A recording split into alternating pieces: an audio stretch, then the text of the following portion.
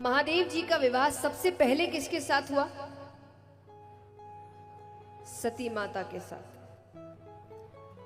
प्रजापति दक्ष की कन्या सती। अब इनका दक्ष राजा और महादेव जी की ज्यादा बनती नहीं थी।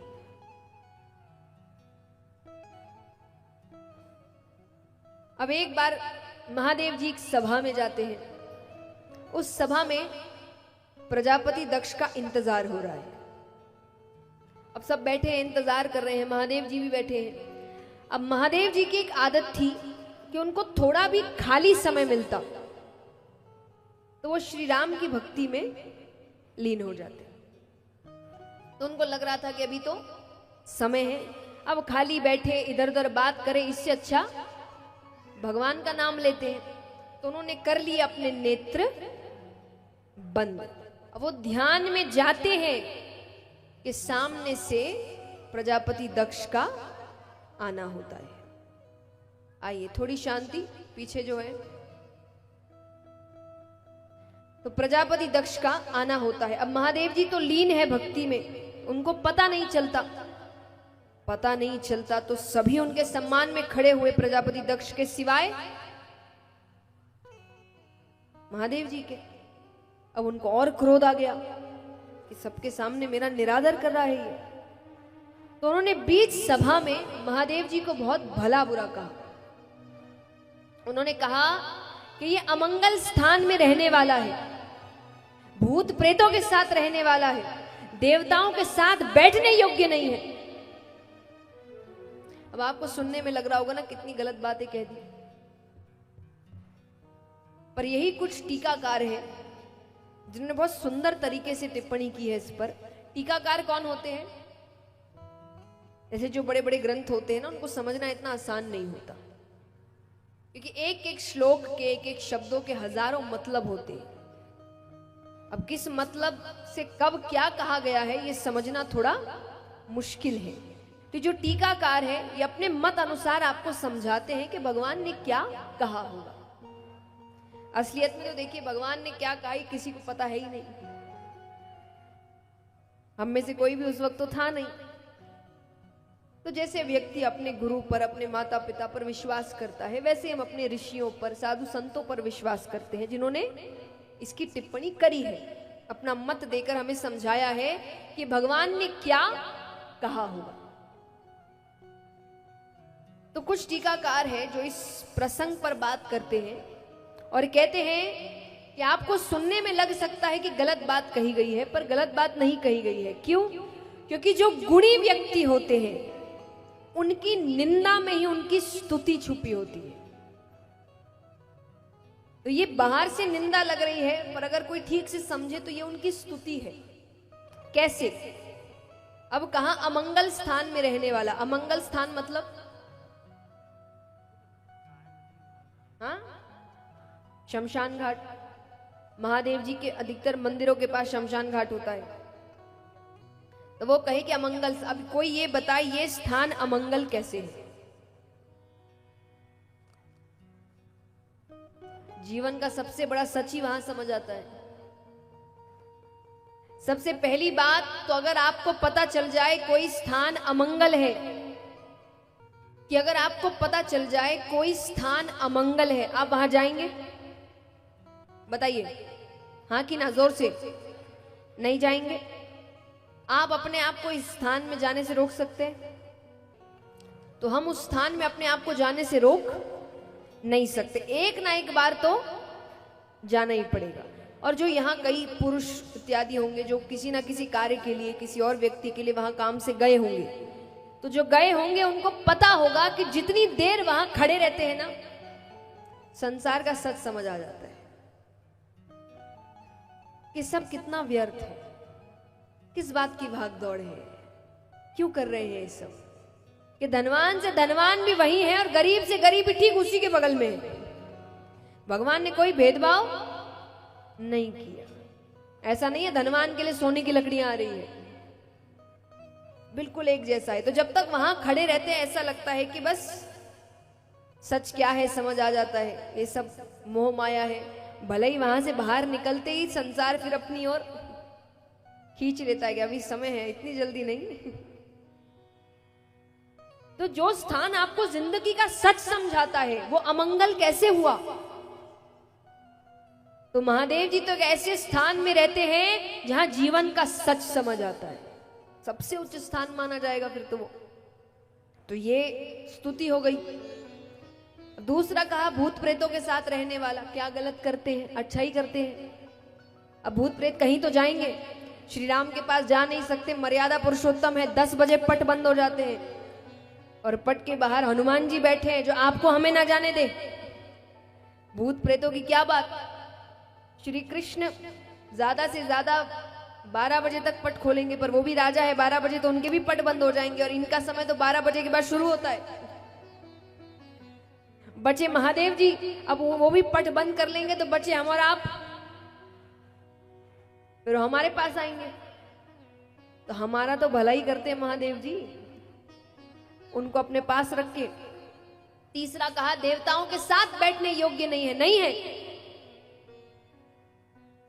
क्योंकि वो देवता थोड़ी है, वो देवों के देव महादेव है, वो उनसे ऊपर बैठेंगे, साथ में क्यों बैठेंगे? तो जो गुणी व्यक्ति होते हैं उनकी निंदा उनकी स्तुति बन जाती है। तो यहां पर उन्होंने बहुत भला बुरा कहा, पर महादेव जी ने एक का भी जवाब नहीं दिया, वापस आ गए। अच्छा, सती माता को महादेव जी ने कुछ नहीं बताया, उनको लगा क्यों जबरदस्ती का। अब कुछ समय बाद दक्ष राजा यहां पर एक यज्ञ रखते हैं, यज्ञ में सबको निमंत्रण दिया गया है, देवी देवता यक्ष गंधर्व किन्नर ऋषिगण सब, सिवाय महादेव जी के। अब उस दिन आकाश मार्ग में एक चहल पहल है, सब तैयार होके जा रहे हैं। माता देख रही है ये सब कहां जा रहे हैं, तो नारद जी को अच्छे से पता है निमंत्रण नहीं आया है, फिर भी वो पहुंचते हैं, आकर कहते अरे माता आप तैयार नहीं हुई, मैंने तो सोचा था आपके साथ ही हो लूंगा। माता कहती ये सब कहां जा रहे हैं? अरे आपको नहीं पता, आपके पिता ने इतना बड़ा यज्ञ रखवाया है, आपको नहीं बुलाया? माता ने कहा नहीं। अब नारद जी को यह भी पता था कि भोले बाबा ने सभा की बात नहीं बताई है। नारद जी कहते लगता है दोनों सभा की बात भूले नहीं है। माता ने कहा कौन सी बात, कौन सी सभा की बात? उन्होंने सब बता दिया। माता कही तो जग को हंसाने वाली बात है कि सबके सामने ससुर दामाद के भी जैसे झगड़े हो रहे हैं और यहां गलती उनके पिता की है, तब उनको समझाने जाना है। अब महादेव जी के सामने आए, अब वो ऐसे दिखा रहे मानो उनको पहले से यज्ञ के बारे में पता था। तो माता ने कहा तैयार हो जाइए, मैं पिता के यहां जाना है। महादेव जी ने कहा निमंत्रण आया है, आया है तो चलो। बोले मुझे कैसा निमंत्रण, मैं बेटी हूं। बोले मैंने आपको नहीं रोका, आप अपनी मर्जी की मालकिन, आपको जहां जाना है मैं नहीं जाऊंगा। माता ने कहा हम कहीं नहीं जाएंगे तो कोई हमारे यहां नहीं आएगा। भोले बाबा कहते अच्छा है ना आए, 10 सांसारिक लोग आएंगे, 10 सांसारिक बातें करेंगे, कोई नहीं आएगा, हम भगवान का नाम लेते रहेंगे। माता ने कहा मुझे तो जाना है। माता चली गई। भोले बाबा को पता था वो वापस नहीं आएंगे, क्योंकि जो अपमान वहां होगा वो उसे देख नहीं पाएगी। देखिए हम सभी को पता है कि माता ने उस जो हवन कुंड में अपनी आहुति दे दी थी, पर कहते हैं हर कथा के पीछे एक कथा होती है। ये क्यों हुआ, इसके पीछे भी एक कथा है। कथा है कि जब श्री राम की लीला चल रही थी, तो इस समय की बात है जब सीता माता का हरण हुआ था। तो श्री राम बहुत दुख में थे, पागलों की तरह वन में घूम रहे थे, वृक्षों से पूछ रहे हैं सीता कहाँ है। तो ऊपर सती माता और महादेव जी देख रहे हैं। तो सती माता ने महादेव जी से कहा कि जिस भगवान की आप पूजा करते हैं ये वही है? महादेव जी ने कहा अब उनको भरोसा नहीं हो रहा। वो कह रहे कि आप जिनकी पूजा कर रहे हैं उनको तो सब वो ऐसे क्यों घूम रहे हैं, जैसे उनको कुछ पता नहीं है कि वो साधारण से मनुष्य हैं। महादेव जी कहे ये लीला है उनकी, आप चिंता मत करिए, वो लीला कर रहे हैं। पर माता को विश्वास नहीं हो रहा, भोले बाबा के समझाने के बाद भी विश्वास नहीं हो रहा।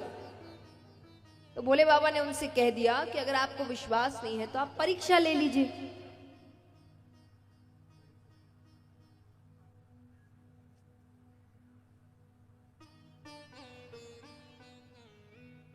कि आप परीक्षा ले लीजिए। माता ने कहा ठीक है। तो उन्होंने परीक्षा कैसे ली? माता ने सीता माता का रूप लिया और श्री राम के सामने गई। अब वो साधारण होंगे तो सीता माता समझ लेंगे उनको, तो सीता माता बनकर जाती है। जैसे ही सामने आई, श्री राम उनके चरणों को देखते हुए कहते हैं, प्रणाम माता, बाबा कहां है? सती माता को अपनी गलती का एहसास हुआ। अब वो जाने लगती है, पर उन्होंने फिर मुड़कर देखा। श्री राम समझ गए कि उनको चिंता हो रही है, तो उन्होंने एक दृश्य दिखाया सामने कि श्री राम चल रहे हैं, सीता माता चल रही है, लक्ष्मण जी चल रहे हैं। तो श्री राम ने उनको मानो ये समझाया हो कि आप चिंता मत करिए, सीता ठीक है, ये सब लीला हो रही है। लेकिन इस परीक्षा का परिणाम क्या हुआ?